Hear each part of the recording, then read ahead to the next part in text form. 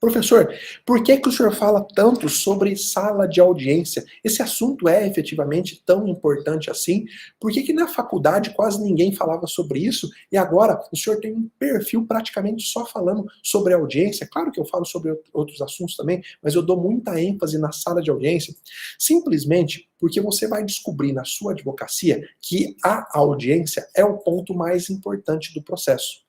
Não é a petição inicial, não é a contestação, não é o recurso, é a audiência. E por que que a audiência é o ponto mais importante do processo? Porque é lá que você materializa a prova daquilo que você escreveu na sua petição.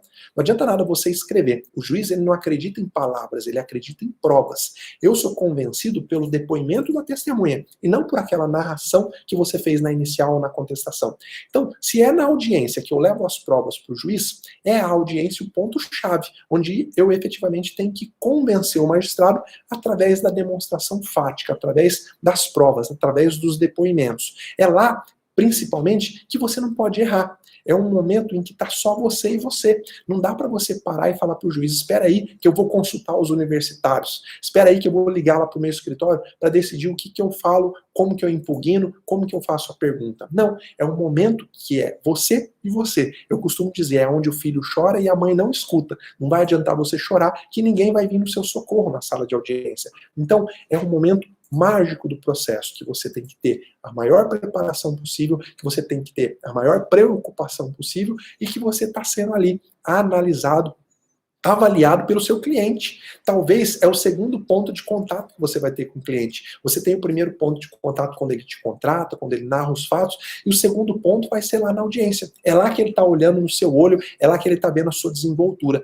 Por isso é o ponto alto do processo, a sala de audiência. E é exatamente por isso que eu resolvi falar sobre esse assunto tão importante ao longo dos anos, ao longo de toda a minha manifestação nas redes sociais. E também porque é o ponto em que a gente dá menos importância durante a graduação. Não é verdade?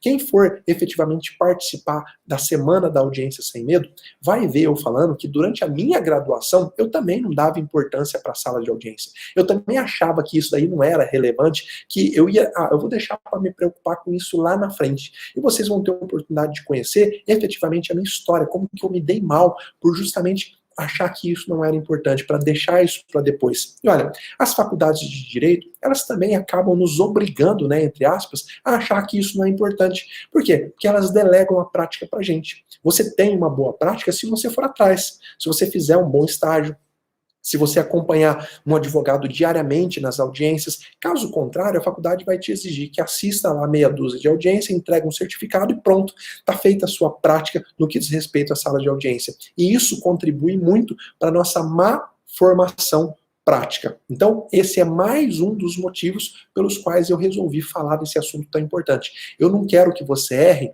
na onde eu errei. Eu não quero que você caia nos mesmos buracos que eu caí. E olha, você pode ter certeza, a audiência é o ponto que causa mais medo nos profissionais do direito quando eles estão começando. Não tenha dúvida, se você já fez a sua primeira audiência, você sabe do que eu estou falando. Se você ainda não fez, você sabe também, porque eu acho que você deve ter um frio na barriga só de pensar em fazer a sua audiência. Mas, gente, por que efetivamente que a gente tem medo da audiência? O medo da sala de audiência está ligado ao medo do desconhecido. Aquilo que a gente desconhece, a gente tem a tendência a temer, a realmente ter medo, a não saber como vai acontecer. É exatamente o que acontece com o medo da morte. Muita gente morre de medo da morte porque não sabe o que vai vir depois. É claro que eu não estou falando de questão de fé. Cada um tem a sua fé, cada um acredita naquilo que vai acontecer. Mas, particularmente, muita gente tem medo da morte simplesmente por desconhecer o que vai acontecer depois. E olha, quando a gente desconhece alguma coisa, a gente aumenta muito a chance da gente errar. Se a gente repete alguma situação, a chance da gente errar diminui. Se a gente nunca fez audiência ou faz pouca audiência, a gente não conhece a sala de audiência. E aí a gente aumenta muito a chance de errar. O tema, o assunto central da nossa aula é advogado dativo. Como se preparar para a sala de audiência. Técnicas dicas práticas para que você possa efetivamente ter um maior sucesso na sua atuação como dativo dentro da sala de audiência. Vamos lá.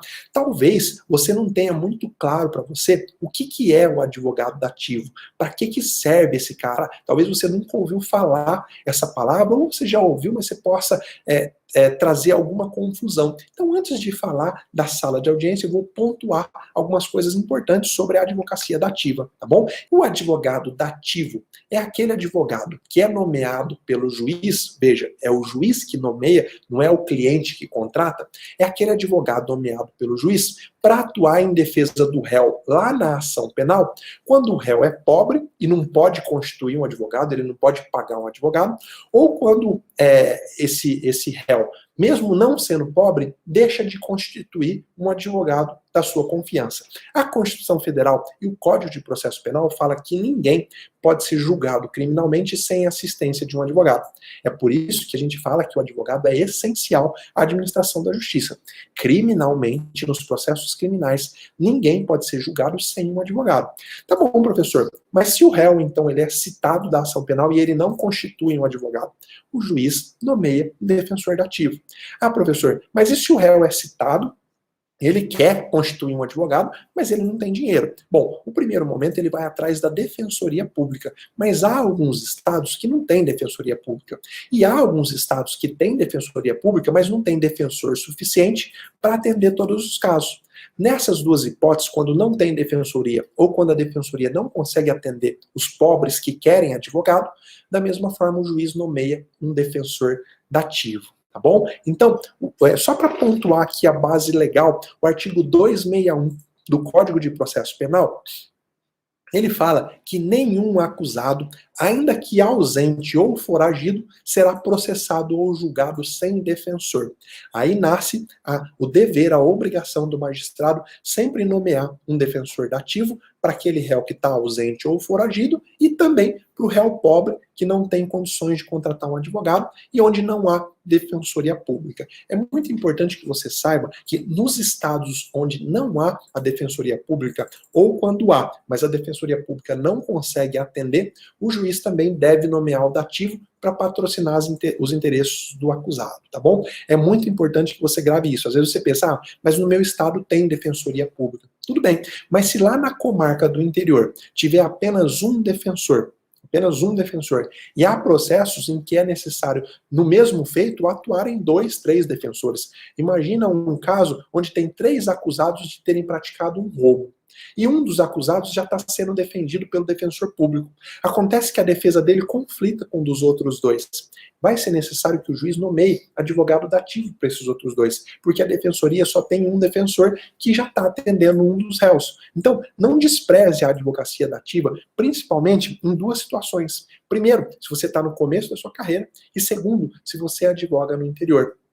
Principalmente onde não tem defensoria pública. Infelizmente, muitos estados ainda não aparelharam a defensoria pública como deveria. Por isso que muita gente tem levado a vida, conseguido se sustentar, pagar todas as despesas com a advocacia dativa. Professor, o advogado dativo é a mesma coisa que o curador especial? Não, absolutamente não. É uma coisa completamente diferente. A figura do curador especial, ela atua no processo civil, para o caso do réu que é citado por edital e não constitui advogado.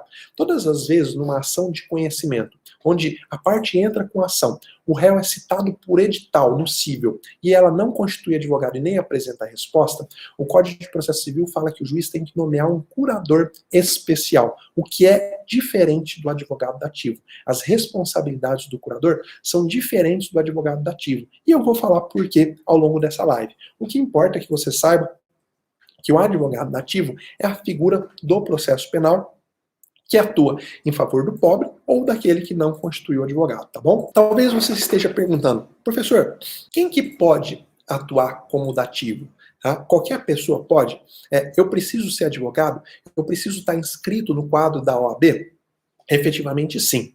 Qualquer advogado que estiver regularmente inscrito na OAB e desde que ele se inscreva na lista previamente organizada pela OAB ou pelo órgão do Estado, ele pode ser defensor dativo. Como assim, professor? Eu preciso me inscrever em uma lista? Na maioria dos estados, sim. A maioria dos estados cria, através da OAB, ou às vezes através da Defensoria Pública, ou às vezes através da Procuradoria do Estado, cria uma lista dos advogados interessados em atuar como defensor dativo.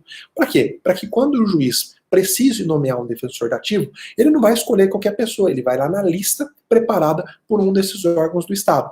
Professor, como que eu faço para saber do meu Estado quem que organiza essa lista? Como que eu faço para participar dela? Procura a OAB local. Vai na OAB local. Por que não dá para eu trazer para você todas as situações? Porque muda de Estado para Estado. Não há uma uniformização. Tá? Muda de justiça para justiça. A lista de advogado dativo da justiça do trabalho pode ser diferente da justiça comum, que pode ser diferente da justiça eleitoral. Então, a melhor maneira de você, advogado, saber como se cadastrar na lista para ser nomeado pelo juiz como defensor dativo é ir na OAB local. Entra no site. A maioria das vezes no site da OAB tem informação sobre como que você se inscreve, tá? Porque cada estado trata de um jeito. Eu fiz questão de trazer, e tá no nosso mapa mental, que alguns estados, como o Paraná, por exemplo, tem uma lei local, uma lei estadual tratando sobre tudo, sobre a advocacia dativa. Lá no Paraná, a lei estadual 18.664, 18.664, ela traz lá como se cadastrar, como que é remunerado, como que recebe, quanto que recebe, traz inclusive uma tabela de remuneração, tem todos os detalhes em uma lei estadual. Mas, infelizmente, não são todos os estados que têm esse zelo de ter uma lei estadual tratando da advocacia dativa. Em São Paulo, por exemplo, há um convênio com a Defensoria Pública. Os advogados que querem atuar como dativo vão procurar a Defensoria Pública e vão se inscrever no convênio que a OAB tem com a Defensoria Pública. Por quê? Porque em São Paulo a Defensoria Pública não dá conta, então ela mesma organiza uma lista. Ela fala para o juiz, ó, lá na comarca de Birigui, estou dando um exemplo aqui, tá? Lá na comarca de Birigui tem um defensor. Se o juiz precisar nomear outro advogado dativo, porque tem 2 réus com defesa conflitante, tá aqui a lista. Aí ele traz lá tantos advogados e o juiz vai escolhendo número 1, número 2, número 3 dessa lista. É assim que funciona na prática. Então, a melhor forma de você descobrir como que você faz efetivamente para se inscrever e se tornar um advogado dativo é procurar a OAB local. Pode ser no site ou pode ser pessoalmente. Cada estado age de um jeito.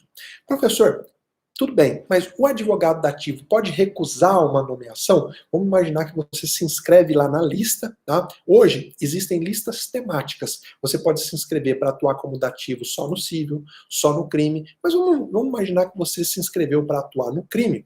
E aí você é nomeado pelo juiz para atuar numa situação de estupro de uma criança. E você sente, assim, um asco com relação a isso. Você não consegue nem ler o processo, quanto mais defender o acusado. Talvez seja contra os seus princípios morais, religiosos, atuar nesse tipo de caso. E aí a pergunta que vem, se o juiz me nomeou, eu posso recusar essa nomeação? Falar, não, nesse caso eu não quero atuar? Aí vem o artigo 264 do Código de Processo Penal, que ele fala o seguinte, salvo motivo relevante, os advogados e solicitadores serão obrigados, sob pena de multa de 100 a 500 mil réis, a prestar o seu patrocínio aos acusados quando nomeados pelo juiz. Veja, é um dispositivo lá da criação do Código de Processo Penal, quando a nossa moeda ainda era contos de réis. Veja que é um dispositivo antigo, mas que encontra ressonância no Estatuto da OAB.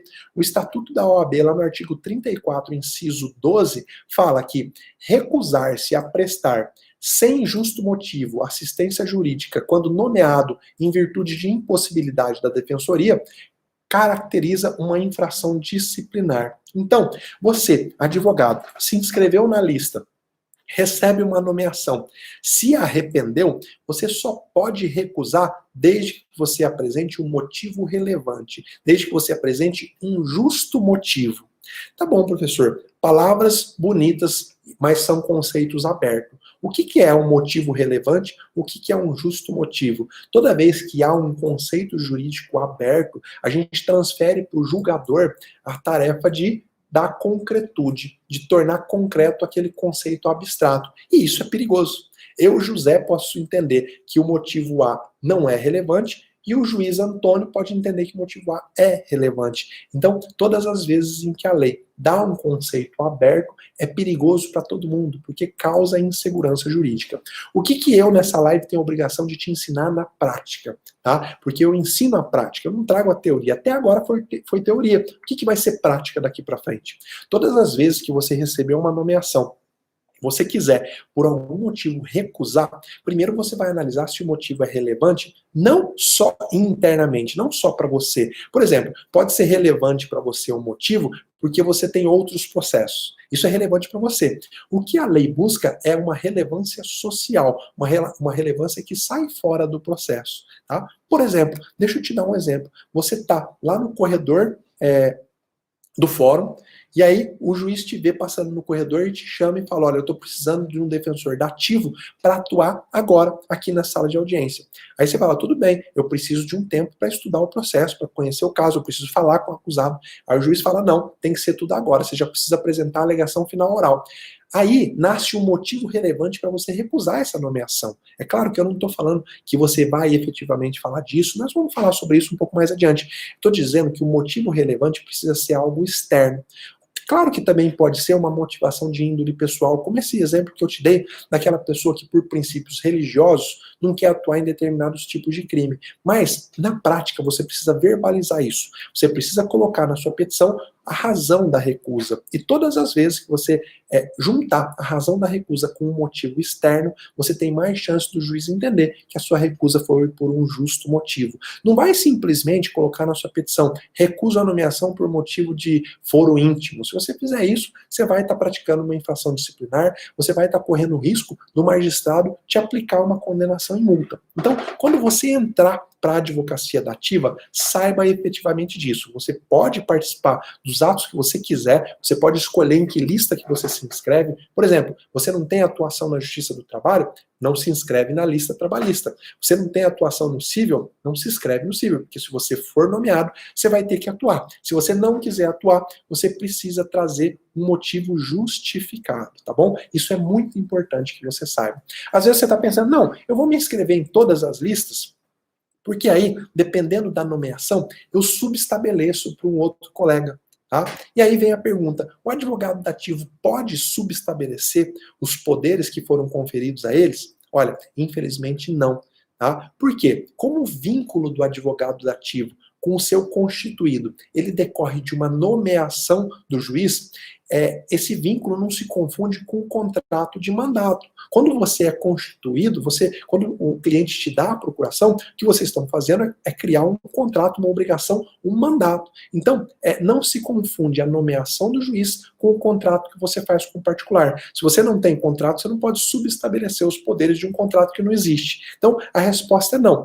Se você assumir um compromisso, você efetivamente vai ter que prestar. É claro que eu sei que tem gente que assume esse compromisso e na hora de fazer a peça, pede para um colega do escritório fazer, ele só assina. Mas isso é um risco que você vai estar correndo em assinar uma peça feita por outro. Da mesma forma, tem uma questão prática que você precisa saber.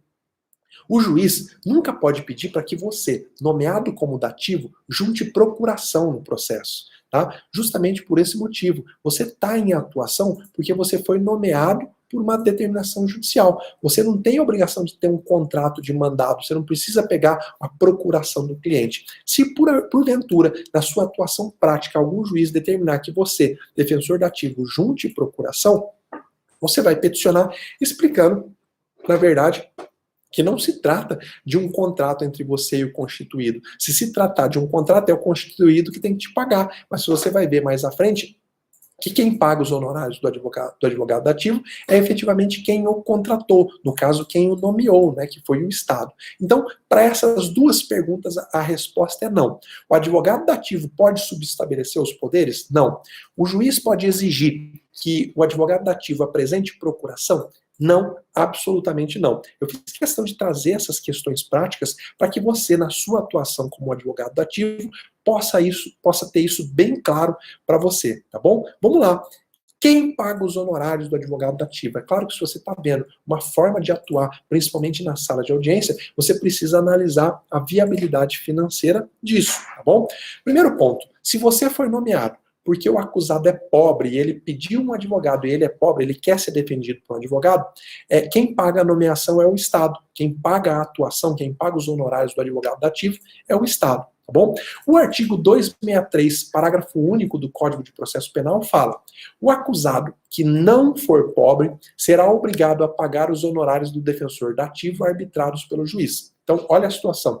O réu é citado para o processo penal, não constitui advogado e não busca um advogado da Defensoria Pública ou um defensor dativo para defender os interesses dele. Ele simplesmente fica em silêncio.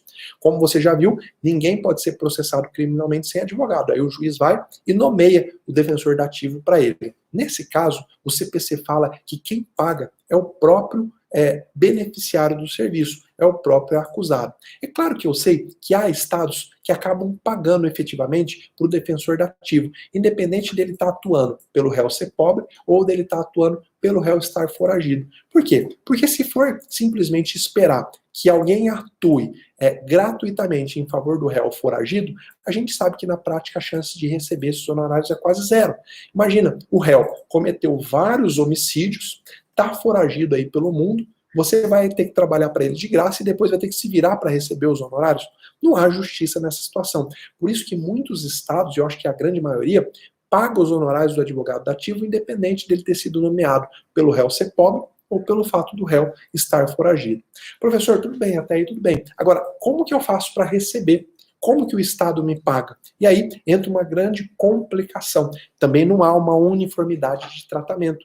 Em cada estado é feito de uma forma. Infelizmente, o ideal é que houvesse uma lei nacional regulamentando toda essa forma de atuação. Para quê? Para dar segurança para o advogado. Está aí uma bandeira para vocês exigirem da OAB. A OAB pode lutar por uma legislação nacional que regulamente tabela de honorários do dativo, forma de pagamento. Muitos estados pagam administrativamente. O juiz te nomeia, o juiz arbitra os honorários, você pega aquela decisão, vai na procuradoria do estado e administrativamente você requer o pagamento e o estado te paga. Tem muitos estados que fazem isso, inclusive no Paraná, que eu disse que já tem uma regulamentação através de lei estadual. Agora, a maioria não tem essa regulamentação. Como que você vai ter que fazer para receber? Você vai ter que executar o Estado.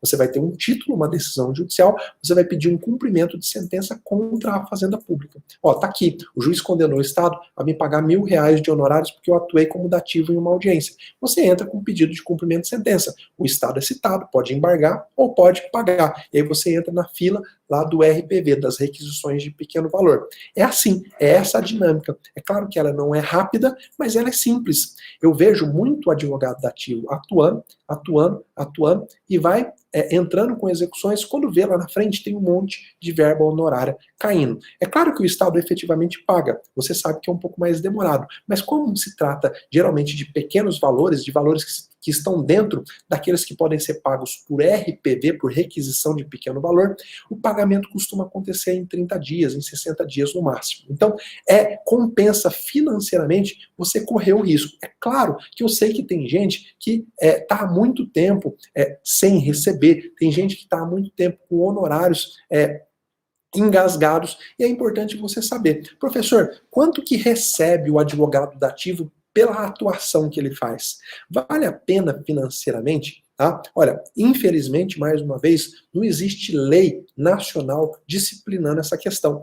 Por isso que, na prática, cada local acaba atuando de uma forma. Acaba ficando, muitas vezes, na discricionariedade do magistrado. Tá? No Paraná, como eu já disse, há uma lei estadual que apresenta uma tabela. Por exemplo, para fazer a defesa integral lá no estado do Paraná, até a decisão final de primeira instância, para fazer a defesa integral num processo criminal, o valor é de R$1.500 a R$1.650. Para fazer uma defesa integral num processo de rito ordinário, é de R$1.800 a R$2.000. E assim vai apresentando todas as manifestações. Audiência, se for uma audiência de custódia, de R$400 a R$800. A tabela do estado do Paraná apresenta esses valores. Isso significa que serão esses valores que você vai receber como dativo lá no estado da Bahia, por exemplo? Não. Pode ser que o juiz use outros parâmetros se no estado da Bahia não tiver uma regulamentação. É por isso que eu insisto. Está aqui Mais um ponto para vocês, advogados, exigirem da OAB, que é o órgão de classe que vocês estão vinculados, para que a OAB lute junto ao Congresso Nacional ou lute junto ao governo do estado do qual você pertence para criar uma legislação trazendo essas regras. Hoje o advogado tem muita voz. Todo mundo precisa, todo mundo depende de um advogado. Se você imaginasse a força que um advogado tem para conseguir alterar uma legislação, você pode ter certeza que vocês iam conseguir fazer o que quisesse, ia conseguir constituir o que quisesse para a classe. Basta que vocês tenham união e que vão efetivamente atrás do direito. Agora, pode o juiz se valer da tabela de honorários da OAB? Ah, só um adendo. Eu falei que no Paraná tem tabela, em Minas Gerais também tem uma tabela. Tá? Eu sei que outros estados têm também. Eu coloquei como fonte de exemplificação o Paraná e Minas Gerais. Como que você faz para descobrir se no seu estado tem uma tabela de honorários? Você vai lá na página da OAB. Muito provavelmente lá vai ter uma aba falando do advogado dativo e lá você vai descobrir todos esses detalhes. O que importa é que você saiba que existem essas referências que eu estou te mencionando. Pode o juiz se valer da tabela de honorários da OAB? A gente sabe que a Ordem dos Advogados do Brasil, ela tem uma tabela com valores mínimos de atuação para a advocacia privada. Alguns juízes usam essa tabela, mas essa tabela traz valores que podem inviabilizar para o Estado. Você imagina, se lá, por exemplo, na tabela de honorários da OAB, e eu não sei, tá? Eu vou chutar, mas vamos dizer lá que na tabela de honorários de atuação particular esteja previsto que para atuar em um processo, o advogado tem que cobrar no mínimo R$5.000. Vamos dizer que isso esteja previsto lá, R$5.000 para atuação, para defesa num processo crime.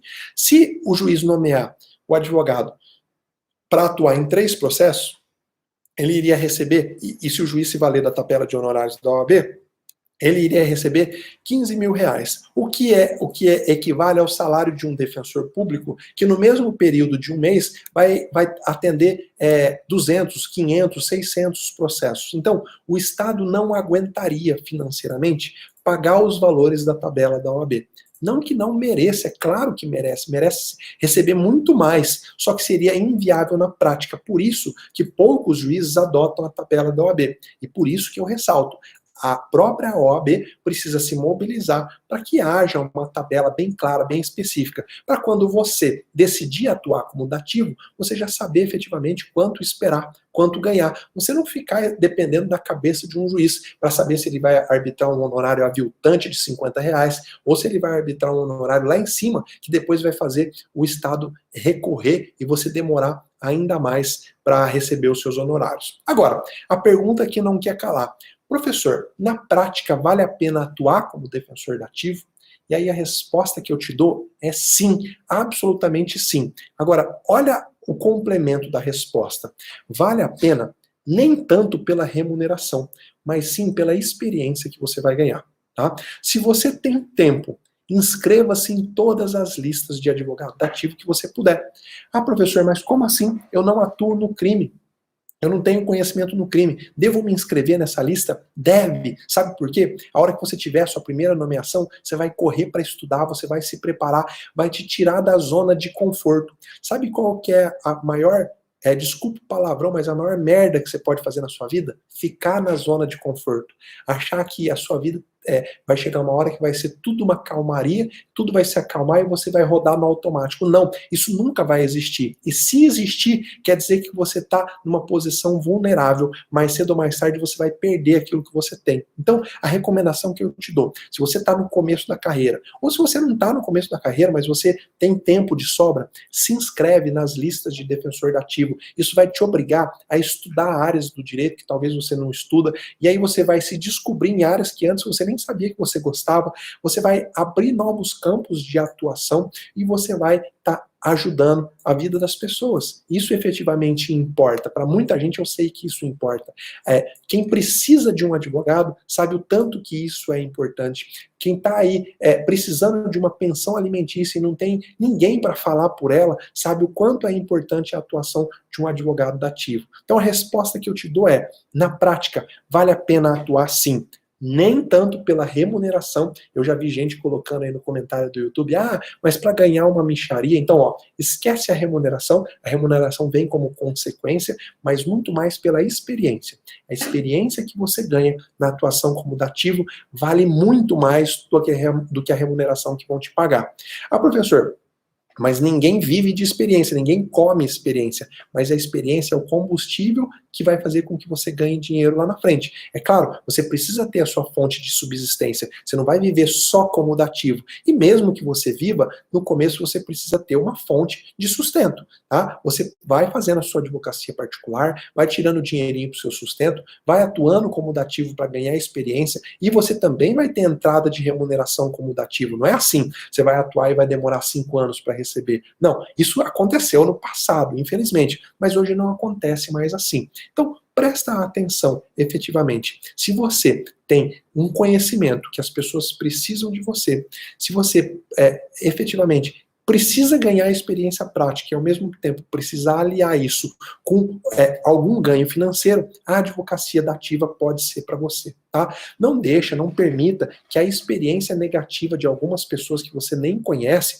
te afastem dessa área, principalmente para ganhar experiência. A experiência vale mais do que ouro. Escreve isso que eu estou dizendo. A experiência vale mais do que ouro, porque a experiência te tira de enrascadas lá na frente. Você vai aprender como dativo uma coisa que você vai aplicar lá com um cliente particular lá na frente e vai falar, caramba, aqueles R$ 200 que eu recebi para participar de uma audiência, hoje estão me valendo esses R$ 20.000 de honorários, porque se eu não tivesse aquela experiência, agora eu não ia saber como agir. Então, na prática, vale sim. Não tanto pela remuneração, mas muito mais pela experiência. Agora, galera, como que se dá na prática a atuação do dativo? Tá? Como que ela acontece? O artigo 261, parágrafo único do CPP, fala uma coisa muito importante, que isso aqui é o cerne daquilo que você tem que aprender na nossa aula de hoje. O artigo 261, parágrafo único do CPP, do Código de Processo Penal, fala assim: a defesa técnica, quando realizada pelo defensor público ou dativo, será sempre exercida através de manifestação fundamentada. Tá? Isso quer dizer que, como defensor dativo, você nunca vai poder apresentar uma defesa genérica e abstrata. Você sempre precisa fundamentar todas as suas manifestações. Às vezes a pessoa pensa, eu vou atuar como dativo porque chegou na minha vez, eu vou fazer uma peça genérica. A defesa nega todos os fatos narrados na denúncia. Não. Não é assim. O CPP fala que a defesa técnica, quando realizada pelo dativo, será sempre exercida através de manifestação fundamentada. O que é fundamentar? É encontrar um ponto de escora dentro da prova do processo. É assim que você fundamenta. Se você vai fundamentar a negativa de autoria, não foi o cliente que praticou o fato, você vai fundamentar nas provas do processo. Você vai dizer, a testemunha tal disse que viu o acusado em tal endereço totalmente diferente da cena do crime. Então, todas as manifestações do defensor dativo têm que ser fundamentadas. Na prática, como que o defensor dativo deve se preparar para uma audiência? Eu elenquei aqui 8 pontos. 8 pontos que são importantes para o defensor dativo se preparar para uma audiência. O ponto número 1. A nomeação sempre deve obedecer um prazo razoável que permita ao defensor dativo conhecer o processo e conversar com o acusado, logicamente, quando ele está presente. Então, o primeiro ponto que eu te recomendo é nunca aceitar nomeação feita de afogadilho em cima da hora. Às vezes você vai falar, mas professor, eu estou ali no fórum, não estou fazendo nada, o juiz me chama, eu vou lá, participo da audiência, ganho lá 300, 200, que mal tem isso. Olha, se houver tempo suficiente para você ler o processo e entender o que está acontecendo e fazer uma defesa fundamentada, beleza. Agora, eu sei que na prática tem juízes que não dão nem acesso ao processo para o defensor dativo. Simplesmente coloca o cidadão sentado na mesa de audiência e abre a palavra para ele, ele faz uma defesa lá bem mequetrefe e aí fica tudo por isso mesmo. Imagine-se no lugar do assistido por um defensor dativo que sequer leu o processo. Esse é o processo justo e razoável que você quer para você? Se você não quer para você, você não tem que desejar e nem fazer com os demais. Então, ponto número 1, a nomeação sempre deve obedecer um prazo razoável O que é um prazo razoável? É aquele que permita com que você, defensor dativo, possa conhecer o processo e conversar com o acusado. Às vezes, naqueles casos de menor complexidade, dá sim para você ser nomeado ali momentos antes da audiência, desde que você tenha tempo para ver o processo, para estudar as principais provas e para conversar com o acusado. Se o acusado está presente, o acusado está preso, está ali aguardando a audiência, você precisa ter um momento para conversar com ele, estabelecer a linha de defesa. Sabe por quê? Porque senão o direito ao advogado previsto na Constituição, no CPP, passa a ser mera regra figurativa, passa a ser mera formalidade absolutamente desnecessária. O direito à defesa, e você como advogado tem que valorizar isso, porque fazendo isso você valoriza a sua profissão, o direito à defesa efetiva do advogado que conhece o processo, que conversa com o cliente. Não pode ser mais um faz de conta, não pode ser mais uma falsa moral. Todo mundo tem direito ao advogado, mas o advogado que não vê o processo, que não conversa com o cliente, não é advogado. Então, esse é o primeiro ponto. Para você ter uma atuação prática e efetiva, você precisa exigir que haja um período razoável. Não, o juiz me nomeou em cima da hora, não quer me dar acesso ao processo e nem quer deixar que eu conheça, que eu converse com o acusado. Simplesmente recusa a nomeação, tá? Fundamente. Olha, estou recusando a nomeação porque está sendo negado que eu tenha acesso e tempo para estudar o processo.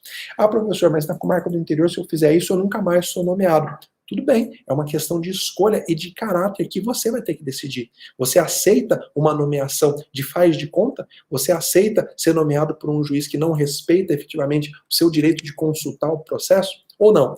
Eu quero atuar como dativo, mas eu quero assumir as minhas responsabilidades. Aí é uma escolha particular, tá? É claro que se o juiz faz isso costumeiramente, nomeia advogado e não dá tempo para ele estudar o processo, isso precisa ser comunicado à corregedoria, à ouvidoria, não precisa ser por você.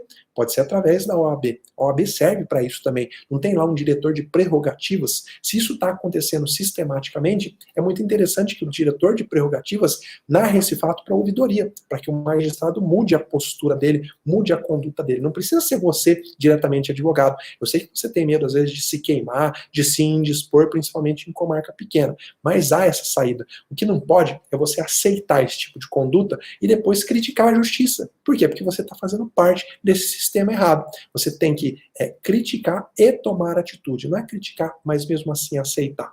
Vamos para o ponto número 2. Vamos imaginar que há o prazo razoável. Tá? Havendo prazo razoável para você estudar o processo e conversar com o cliente, o que o defensor dativo tem que fazer? Ele deve procurar contato com o acusado para saber efetivamente o que aconteceu, para poder estabelecer uma linha de defesa. Não é porque você é defensor dativo que você vai fazer as suas peças sem ter contato com a parte. Uma vez nomeado, é como se você tivesse sido constituído. Alguém vai pagar os seus honorários. Esse alguém vai ser o Estado. Então, efetivamente, você tem que abraçar a causa. Mas aqui tem alguns pontos importantes. Às vezes você é nomeado como dativo, mas o acusado está preso em uma outra comarca. Professor, como que eu vou fazer para ter contato com o acusado, para estabelecer a minha linha de defesa? Bom, a primeira coisa que eu recomendo é que você tente contato com ele por telefone ou por videoconferência. Hoje, a grande maioria dos presídios dispõe de equipamento para videoconferência. Se você for nomeado como dativo, o acusado está preso em outra comarca, você entra em contato com o diretor do presídio e pede para marcar uma videoconferência. Não estou conseguindo, isso está sendo impossível. Peticiona dentro dos próprios autos onde você foi nomeado. Olha, excelência, eu não estou tendo contato, eu preciso conversar com o cliente para poder estabelecer a linha de defesa, saber quem são as testemunhas, mas isso está sendo dificultoso, eu preciso que Vossa Excelência me ajude, oficiando Vossa Excelência para o diretor do presídio para que ele marque uma videoconferência. É importante que você saiba que não há reembolso de despesas do dativo. Se você falar assim, ele está preso em outra comarca, eu vou pegar meu carro, vou lá, vou ouvir, depois eu vou cobrar isso do Estado. Tá? Não há reembolso de despesas do dativo, não há previsão legal para isso. Tá? Então é importante que você tente esses meios alternativos, seja por videoconferência, seja por telefone. Tá bom, professor, mas e se eu não souber o paradeiro do acusado? Eu fui nomeado como dativo porque o acusado está foragido, está sumido. Bom, o mínimo que você tem que tentar fazer é falar com alguém da família do acusado. Para quê? Para buscar elementos para defesa ou para buscar testemunha. Muitas vezes o acusado está foragido, mas alguém da família tem contato com ele, sabe do paradeiro dele, fala por telefone, fala por WhatsApp. Então, você como dativo, olha o inquérito. Lá no inquérito, muito provavelmente vai ter algum dado de identificação de algum parente, nome da mãe, nome de irmão, faz uma busca nas redes sociais, vê se você encontra algum endereço de parente do acusado. Ah, professor, o senhor acha que como dativo eu vou fazer tudo isso? Eu já recebo uma merreca, eu vou me esforçar desse tanto? Bom, eu estou falando para quem quer atuar no cenário ideal, para quem quer realmente prestar um bom serviço. Sabe por quê? Em toda profissão, em toda carreira, em todo nicho, há os bons, há os medianos e há os que não prestam efetivamente. Se você quiser levar no automático, ficar lá como os que não prestam, ou como os mais ou menos, pode ser que você nunca se dê bem, nunca goste da advocacia dativa. Agora você pode escolher ser o bom, ser o melhor. O que eu estou te ensinando aqui, só vão fazer aqueles que são bons, aqueles que querem prestar o melhor serviço. Então, se o acusado está foragido, você vai falar com alguém na família, vai buscar falar com alguém na família para ver, olha, eu fui nomeado defensor dativo, eu precisava conversar com ele, eu precisava saber se tem testemunhas que possam ajudar a gente a conseguir a absolvição ou uma pena menor, e aí você passa a bola para a família. Olha, eu vou esperar até tal dia, senão eu vou ter que apresentar uma defesa mais técnica do que fática, sem elementos que vão ajudar. Tá? Se mostra para a família que você é um advogado interessado em atuar em favor do acusado, e não simplesmente uma peça figurativa, só para constar lá no termo de assentada que ao acusado foi nomeado defensor tal. Se for uma peça figurativa, você pode ter certeza que você está contribuindo para uma justiça cada vez mais ineficiente. O que eu recomendo que você faça na prática, tá? Sempre que você for nomeado como defensor dativo. Na prática, sempre envia um AR para o endereço do acusado para ter como provar que você foi diligente. Imagina, você foi nomeado dativo, tem lá no processo o telefone do acusado, você liga, ele não te responde, você manda o WhatsApp, ele não te responde, você vai na casa e ninguém abre. Sabe o que você precisa fazer para se resguardar? Manda um AR. O que você vai escrever nesse AR? Fulano de tal, eu fui nomeado como seu advogado no processo tal, e eu preciso entrar em contato com você. Tá aqui o meu endereço e o meu telefone, aguardo o contato em 5 dias. E guarda esse AR. O AR é um aviso de recebimento, uma correspondência que você manda e fica com a prova de que você mandou. Tá? Você vai deixar registrado que você fez o seu papel, que você foi nomeado, que você tentou contato com o acusado.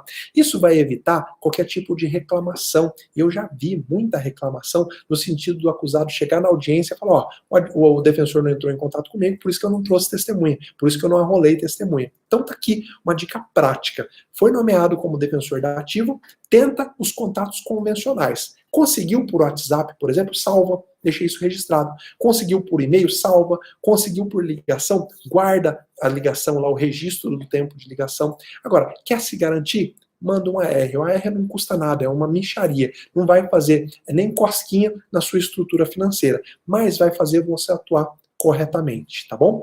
Terceiro ponto, e a gente entra aí já para dentro do processo. O defensor dativo, ele deve estudar todo o inquérito policial, lendo um por um todos os depoimentos prestados na polícia. Por quê? Porque provavelmente esses depoimentos vão ser repetidos lá na fase de juízo, lá na audiência de instrução. Então, se você não tem contato com o acusado, ou se você não tem como estabelecer com ele uma linha de defesa, leia todos os depoimentos. Mas mais do que ler, você vai ter que ter uma folha para você ir anotando eventuais contradições existentes nos depoimentos. Por quê? Porque aí você vai explorar isso em juízo. Se lá na polícia foram ouvidos 2 policiais e entre eles há contradição em algum ponto do depoimento, leve isso anotado, porque lá no depoimento em juízo você vai mostrar que a sua atuação está sendo muito mais diligente. Você não está simplesmente repetindo tudo aquilo que já foi perguntado. Você está fazendo perguntas para tentar explorar essas contradições, para tentar mostrar que os depoimentos são inválidos, que o juiz não pode levar em conta esses depoimentos para fundamentar uma contradição. Um outro ponto importante é o ponto número 4, que o dativo deve investigar as testemunhas da acusação. Está aqui uma boa linha de defesa. Você pode descobrir, por exemplo, se alguma testemunha arrolada lá na acusação tem ou teve algum problema com o acusado. Isso é muito comum. Às vezes se arrola um vizinho e você descobre que esse vizinho já registrou um boletim de ocorrência contra o acusado. O que vai fazer com que você, lá na audiência de instrução, possa impugnar a utilização dessa pessoa como testemunha. Vai falar, não, essa pessoa é inimiga íntima do acusado, já registrou inclusive um boletim de ocorrência contra ele. Essa pessoa tem que ser afastada do rol de testemunha. Então, mesmo como dativo, investiga o rol de testemunha. além de estudar o depoimento que elas já prestaram em polícia, você vai investigar esse rol de testemunha. São só policiais? Bom, e se um desses policiais foi acusado de ter agredido o acusado lá na audiência de custódia? É um ponto para você explorar dentro da audiência perante o juízo. Olha, o depoimento desse policial é imprestável, uma vez que ele espancou o acusado. Olha lá o que foi dito na audiência de custódia. Olha o exame de corpo de delito que mostra o acusado cheio de lesão. Então isso é muito importante. Na audiência, o defensor dativo, e aqui entra o quinto ponto, na audiência o defensor dativo deve se esforçar para formular perguntas e mostrar que ele teve uma atuação ativa. Ele não tem que ficar lá de braço cruzado sem perguntar nada. Agora, claro, que o que eu estou te dizendo é para você fazer perguntas que sejam pertinentes. Não é para repetir perguntas que já foram feitas pelo Ministério Público, que já foram feitas pelo juiz. Olha como que é fácil você fazer perguntas pertinentes e que podem ajudar o seu acusado, aquela pessoa que você está defendendo. Como você sabe, na hora de fixar a pena, o juiz olha lá para o artigo 59 do Código Penal. Esse artigo fala que a pena, que tem lá o mínimo e que tem o máximo, ela é fixada levando em conta algumas circunstâncias de caráter pessoal, como, por exemplo, a culpabilidade, os antecedentes, a conduta social, a personalidade do agente. Você, como defensor dativo, tem a obrigação de mostrar para o juiz como que ele vai avaliar cada uma dessas circunstâncias. Então, lá na audiência, você pode perguntar para as testemunhas, olha, você já conhecia o acusado? Ele era uma boa pessoa, tinha uma conduta social normal? E a testemunha vai falar, sim, a conduta social dele era normal. Aliás, sempre foi um bom vizinho, sempre foi um bom morador do bairro, pronto. Você já está ajudando o juiz a, na hora de fixar a pena, não aumentar a pena, muito pelo contrário, deixar ela perto do mínimo, já que as circunstâncias do artigo 59 estão beneficiando o acusado. Então, ponto número 5 é o defensor sempre buscar uma postura ativa. Ele tem que formular perguntas. Lembra que eu falei que um pressuposto do defensor dativo é que todas as manifestações sejam fundamentadas? O bom defensor dativo atua na audiência mostrando esses pontos, sendo efetivamente ativo. Se já foram feitas todas as perguntas, você não quer ficar repetindo pergunta lá na audiência, pergunte sobre as circunstâncias do artigo 59 do Código Penal. Culpabilidade, antecedente, conduta social, personalidade do agente. Ah, professor, mas no caso do meu acusado, se eu perguntar isso, vai prejudicar, porque aí os vizinhos vão falar, não, sempre foi um baderneiro, ou então sempre foi uma pessoa que fazia festa e atrapalhava todo mundo, tá? E a importância de você conversar antes da audiência com as testemunhas que você vai levar. Você só vai perguntar isso para as testemunhas que você levar e que você se entrevistar previamente com elas. Você precisa saber, não é porque você é dativo que você vai deixar de conversar com as testemunhas que você vai arrolar. Você precisa conversar, ainda que seja por telefone. Tenha essa conversa, para não ter surpresa lá na hora da audiência. E olha, eu já vi isso acontecer muito. Tá? O defensor dativo simplesmente arrolou as testemunhas que o réu mencionou, que o acusado mencionou, chegou na hora de prestar depoimento, as testemunhas do acusado praticamente condenaram ele, praticamente prejudicaram ele em todas as circunstâncias pessoais do artigo 59. Então você precisa conversar previamente com as testemunhas, tá bom? Ponto número 7, caminhando já para o final, tem o ponto número 7 e o ponto número 8, tá? Ponto número 7, o defensor dativo jamais deve apresentar as alegações finais de forma genérica ou abstrata, tá? Sob pena de deixar o acusado indefeso. Se o juiz abrir a palavra para você apresentar as alegações finais, você falar assim, a defesa se reserva no direito de repetir aquilo que foi dito na defesa preliminar, muito provavelmente você vai ser desconstituído e o juiz vai declarar o réu indefeso. Por quê? Porque a sua manifestação como dativo tem que ser fundamentada. Como que eu fundamento, professor? Como que eu faço uma alegação final efetiva e boa como defensor dativo? Bom, você vai explorar a prova que foi produzida. Você vai pegar todos os depoimentos que foram prestados e vai apontar para o juiz quais beneficiam o acusado. Ó, o testemunho do João mostra que o acusado no dia do crime estava em outra cidade, então ele tem que ser absolvido. Ou o depoimento dos policiais mostra que ninguém viu o rosto do acusado, então não pode ser atribuído esse crime ao acusado.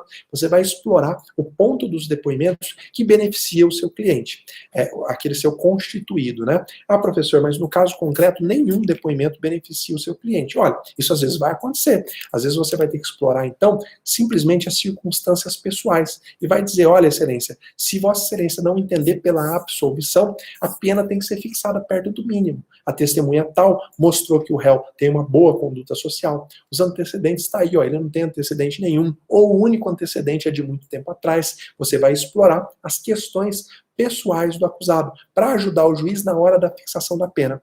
O que não pode é você apresentar uma alegação final genérica. Isso você jamais vai fazer, tá bom? Ponto número 8. O advogado dativo tem a obrigação de recorrer. Vamos imaginar que você foi nomeado para atuar em todo o processo. Sai a sentença é condenatória e põe a pena lá em cima. Você é obrigado a recorrer? Bom, não. Os advogados dativos, eles não são obrigados a recorrer. A eles se aplicam as mesmas regras do advogado particular, aquele que é constituído pelo cliente. Então, você precisa fazer uma análise racional, tá, daquilo que está envolvido, daquela sentença que foi prolatada. Eu recomendo que você tome essa decisão em conversa com o acusado. Tá? Se, por exemplo, todos os pontos da sentença foram bem fixados, não tem nada para você explorar, você vai fazer um recurso só para inventar moda, só para protelar o andamento do processo, conversa com o acusado, mostre isso para ele. Ele concordando, não faça o recurso. Agora, se expressamente ele solicitar que você recorra, faça o recurso técnico. Você não precisa inventar, porque senão corre o risco de ter aí até uma litigância de má-fé, pode até efetivamente você prejudicar ainda mais o seu cliente fazendo um recurso protelatório. Então, na prática, não. O advogado dativo não é obrigado a recorrer. Ele precisa usar o mesmo bom senso que ele usaria com um cliente particular. Conversa com o cliente particular. Tá bom, professor, mas se o cliente estiver foragido, faça o recurso fundamentado desde que haja alguma brecha. Não recorra simplesmente por recorrer. Tá lá, tem 10 testemunhos, todos apontando que o seu cliente foi o autor do fato, e você recorre pedindo a absolvição por negativa de autoria. Não tem sentido fazer isso. Você não passaria essa vergonha num caso concreto. Você talvez exploraria a pena que foi fixada, pediria aí uma atenuante, pediria alguma circunstância para abaixar a pena, mas não negando a autoria. Então, presta atenção nesse ponto. Não há obrigação nenhuma de recorrer. Galera, esses foram os pontos importantes sobre a advocacia dativa. O Wagner, e se o acusado estiver foragido e familiares não quiser contribuir com a defesa, como proceder? Aí, Wagner, você vai ter que explorar aquelas provas que estão no processo. Você não conseguiu contato com o acusado, a família não te traz nenhum elemento, você vai ter que dançar conforme a música, com aqueles elementos. Por isso que eu te disse, leia todos os depoimentos, procure contradições, tá? E tenha onde escorar uma atuação fundamentada. Não necessariamente sempre você vai ter que pedir absolvição. Às vezes você olha os depoimentos da polícia e estão todos lá, claro e evidente de que foi o acusado, ele confessou, não tem o que fazer no que diz respeito à absolvição, mas sempre vai ter o que fazer no que diz respeito à pena. Aí você vai se bater para que a pena fique no mínimo, para que haja uma atenuante, para que haja o reconhecimento de uma causa de diminuição de pena. No processo penal, há essa alternativa. Você não precisa ficar só na negativa de autoria, na excludente de ilicitude, você não precisa inventar uma tese. Você pode se bater só nas circunstâncias do artigo 59. Galera, é isso aí. Eu espero que vocês tenham gostado. Eu espero que vocês tenham aproveitado muito